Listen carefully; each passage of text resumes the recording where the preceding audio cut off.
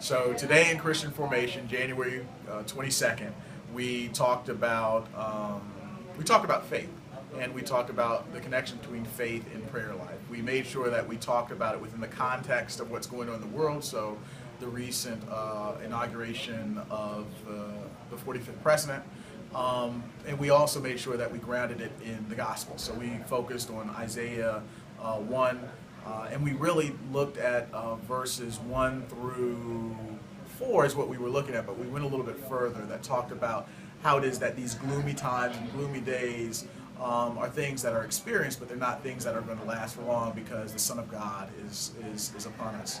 And so one of the things that I often talk about in Christian formation is how is it that you make these things that seem a little stilted and dusty in the Bible applicable to today. And so the way that we attached faith to it is that we know that tough times don't last, but tough people do.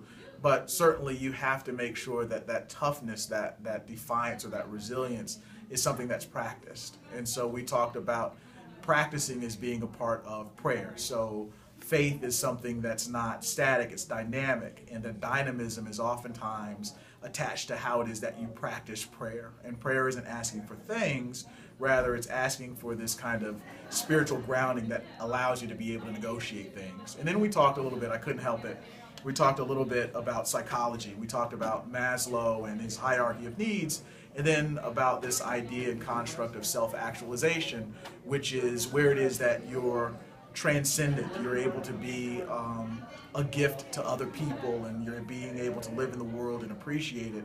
And Maslow talks about people who are self-actualized are those people who have and are able to articulate peak experiences, those times in their lives that are just really, really great. So I asked the students to do two things. I asked them to talk about when was a gloomy time that they had, and how is it that they were able to look back on that gloomy time and see how they made it through the storm, as it were.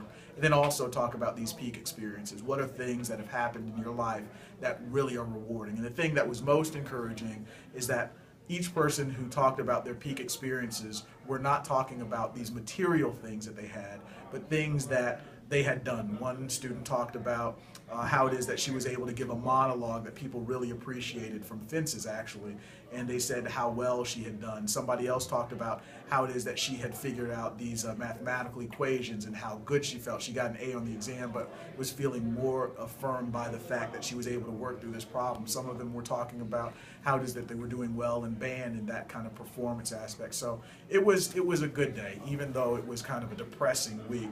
I think the students, as they are wont to do, let us look at the sunny side.